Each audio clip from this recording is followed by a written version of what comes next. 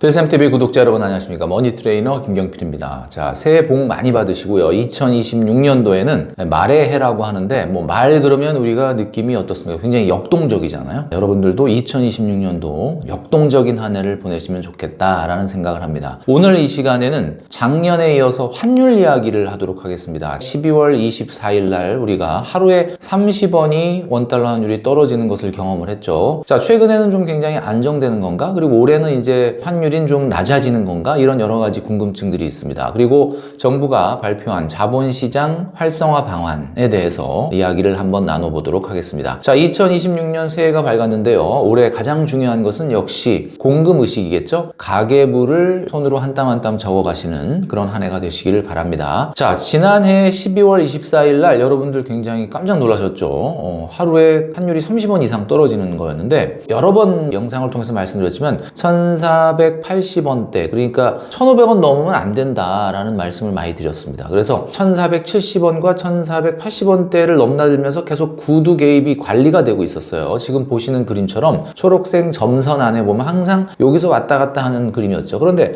갑자기 12월 24일 날 엄청나게 급락을 합니다. 자, 이 그림은 마치 두부를 이렇게 칼로 잘라낸 것 같이 갑자기 떨어지는 그런 모습을 보였는데 우리가 예상한 대로 당국이 적극적으로 개입을 한 겁니다. 여기서 정확한 숫자는 우리가 알 수 없죠. 올해 들어와서 원달러 환율, 그러니까 외환시장에서 하루에 거래되는 달러의 양은 가장 많은 날이 139억 달러 정도 됐다고 합니다. 그날 매수 주문, 매도 주문이 나와서 환율을 결정을 하는데 하루에 30원 정도가 떨어지려면 전문가들의 이야기를 좀 들어보면 하루에 한 30억에서 40억 달러 정도의 한꺼번에 매도가 나오지 않으면 이런 현상이 발생되기가 어렵다라고 이야기합니다. 그러니까 당국의 적극적인 개입이죠. 여기서 말하는 당국은 그 실체를 정확하게 얘기하기는 어렵지만 국민연금이 됐든 또는 외평채가 됐든 하루에 30억 달러에서 40억 달러, 그러니까 거의 5조 원이 넘는 정도의 돈을 하루에 달러를 팔 수 있는 기관이 어딜까? 여러분들이 아마 상상하시면 알게 되실 거라고 생각합니다. 자, 그리고 그날 자본시장 활성화 방안이라는 걸 정부가 발표했거든요. 그 내용이 뭔지도 좀 이따가 한번 살펴보도록 하겠습니다. 자, 그러니까 자본시장 활성화 방안이라는 것은 집 나간 달러를 찾는다, 이런 이야기입니다. 자, 내용을 지금 보여드리면요. 국내 자본시장 활성화 및 외환시장 구조적 수급 불균형 해소를 위한 국내 투자 외환 안정 세제 지원 방안 발표. 굉장히 깁니다, 내용이. 자, 간단하게 두 가지 부분인데요. 첫 번째 내용은 우선 개인 투자자 중에서 2025년 12월 23일 이전에 해외 주식을 보유하고 있는 사람이 대상자입니다. 그분들이 해외 주식을 팔고 원화로 환전하면 이라고 되어 있습니다. 첫 번째 조건이 원화로 환전을 해야 돼요. 원화로 환전한다는 건 여러분도 아시겠지만 서울 외환시장에서 이 달러를 매도해야 된다, 이런 이야기입니다. 달러를 팔아야 된다는 거죠. 자, 그 다음에 달러를 팔아서 원화로 가져가면 안 됩니다. 이거를 국내 주식에 투자를 해야 됩니다. 자, 그러니까 첫 번째 조건은 달러를 팔아야 되고, 두 번째 조건은 국내 주식을 사야 되고, 세 번째 조건은 근데 그 주식을 최소 1년은 유지해야 된다라는 이야기죠. 자, 이런 경우에 해외 주식에서의 차익에 대해서 매기는 양도소득세를 최대 100%까지 면제해 주겠다라는 내용입니다. 그러니까 이렇게 되면은 지금 그동안에 22년, 23년, 24년도에 미국 주식을 사서 해외 주식을 사서 굉장히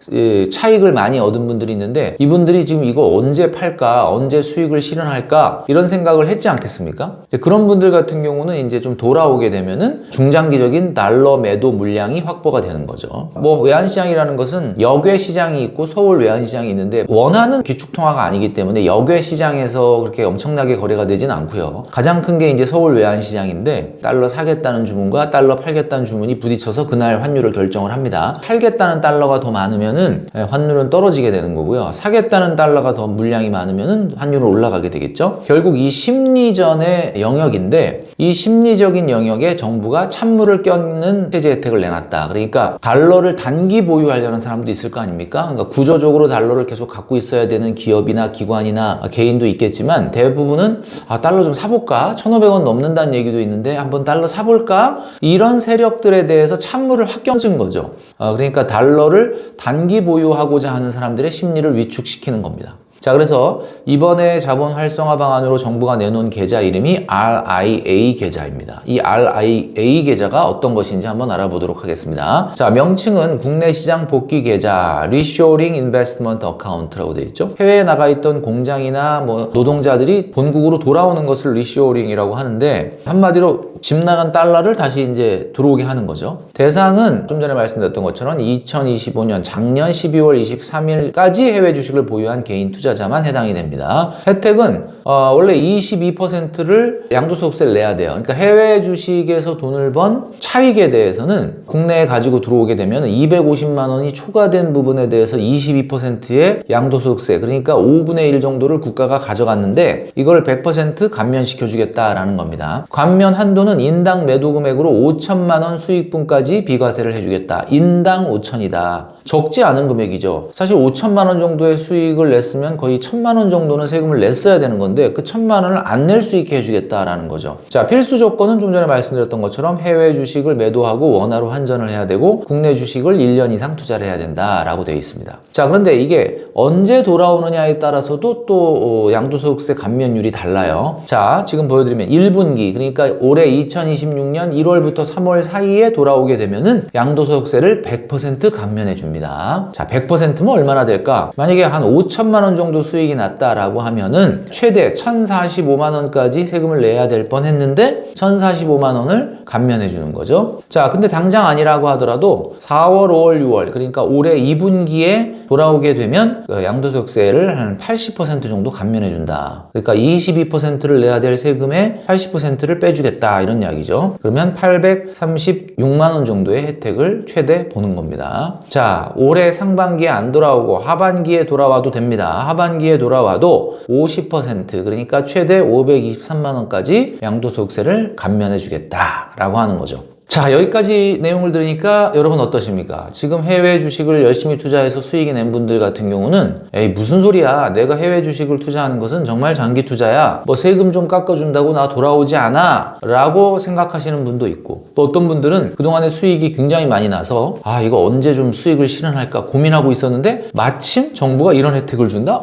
그러면 이참에 돌아와야 되겠다. 그렇다면은 서울 외환시장에 수많은 허황개미 투자자들 중에서 달러를 매도하는 사람들이 나타날 가능성이 있다라는 이야기고, 나타날 가능성이 있다라는 심리만으로도 달러에 투자하려고 하는 사람들이 하지 말아야 되겠다, 이런 생각을 하게 되는 효과를 발휘할 수 있다라는 거죠. 자, 두 번째는 말이죠, 바로 당장 해외 주식을 팔고 싶지 않아 하는 분도 있지 않겠습니까? 나는 지금 해외 주식에 장기 투자할 거야, 그러니까 당장 해외 주식을 세금 깎아준다고 돌아오지 않아 라고 생각했던 분들에게 정부가 이런 메시지를 전하고 있습니다. 두 번째인데요, 활용 가능한 환위험 관리 수단이 부족한 개인 투자자들을 위해서 주요 증권사들이 개인 투자자용 선물환 매도 상품을 신속하게 출시하도록 해서 이 상품을 가입한 경우에 결국 가입 금액의 5%까지 양도소득세를 공제해주는 혜택을 주겠다. 뭐 말이 좀 복잡한데 환해지를 하라라는 겁니다. 환해지가 뭡니까? 환율 변동을 피하기 위해서 미래에 거래되는 환계약도 지금의 환율로 거래하도록 약속하는 것이 환해지입니다. 그러니까 환해지라는 건 뭐예요? 혹시 원달러 환율이 급락을 해가지고 나중에 수익을 실현하려고 딱 봤더니 원달러 환율이 떨어져가지고 어떻게 된 거야? 환손실로 돈을 손해볼 수 있는 그런 것들을 방지하기 위해서 지금 환율로 미래의 계약을 약속하는 것이 환해지입니다. 자, 그런데 정부가 이런 혜택을 준다라는 내용 속에 들어있는 고도의 심리전이 뭐죠? 바로 안 파는 거 괜찮은데 원달러 환율 많이 떨어질 건데 괜찮겠어? 뭐 그렇게 원달러 환율 떨어지게 되면 손해가 많아질 텐데 괜찮겠어? 그래서 이런 선물한 매도 상품이라고 하는 환해지 상품을 적극적으로 가입하라 라고 하는 내용 중에는 사실 앞으로 원달러 환율이 많이 떨어질 거다라고 하는 암시가 들어있는 거죠. 자, 그래서 인별 환해지 인정 한도 금액은 평균 잔액 기준으로 1억, 환해지 상품 매입액의 5%, 최대 500만 원까지 해외 주식 양도소득세 계산 시 추가로 소득 공제를 해주겠다라는 내용이 담겨 있습니다. 자, 그러니까 이번에 내놓은 이 대책, 그동안에 굉장히 비판을 좀 많이 했었는데 제가 봤을 때는 굉장히 고도의 심리전이 포함된 신박한 제도다라고 말씀드릴 수 있고요. 실제로 해외 주식에서의 양도 차익에 대해서, 세금에 대해서 고민을 하던 분들, 그리고 수익을 실현하려고 생각했던 분들에게는 굉장히 좋은 기회가 될 수도 있겠다라는 생각을 합니다. 자, 증권사를 통해서 선물한 매도 상품이라는 걸 사서 한해지를 하면은 그 매입액의 5%를 양도소득세 때 추가로 공제해 주겠다라는 내용 여러분 확인하시면 되겠습니다. 자, 그동안 그런 얘기를 많이 했죠. 마땅한 대책이 없다. 뭐 사실 수출 기업들의 달러 보유 현황을 체크한다. 그냥 압박 수단밖에 없는 거죠. 달러 좀 그만 사라. 압박 수단. 두 번째는 국민연금과 한국은행의 달러 스와프를 연장했다. 그러니까 외환시장에서 달러 주문하지 말고 급한 달러 있으면 내가 좀 빌려줄 테니까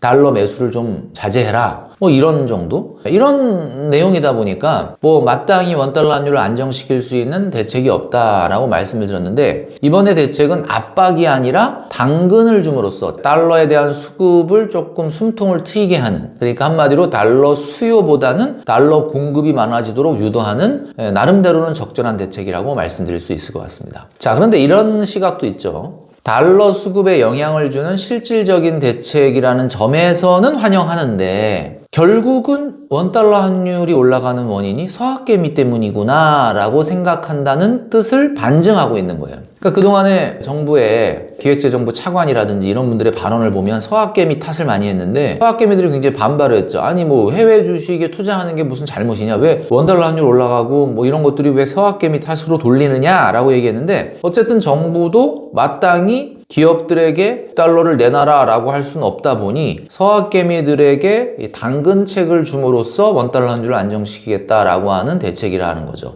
자, 그렇다면 올해 2026년도 원달러 환율 어떻게 될 건지를 한번 큰 틀에서 점검을 해보도록 하겠습니다. 자, 첫 번째, 단기적으로는 환율 안정에 도움이 될 것 같습니다. 그러니까 2022년부터 23년, 24년 동안 해외 주식에 적극적으로 투자했던 분들은 그동안의 수익이 굉장히 많이 났죠. 이런 분들 같은 경우는 좀 전에 말씀드렸던 것처럼 매도의 시기를 고민하고 있었을 텐데, 이런 당근 대책이 나옴으로써 어떻게 보면은 1년 내내, 그러니까 2026년 1년은 다른 때보다도 해외 주식의 차익을 실현해서 원달러 환율을 낮출 수 있는 달러 수급이 1년 내내 좀 들어올 가능성이 많아졌다. 그래서 단기적으로는 환율이 좀 안정될 것 같다라는 생각이 듭니다.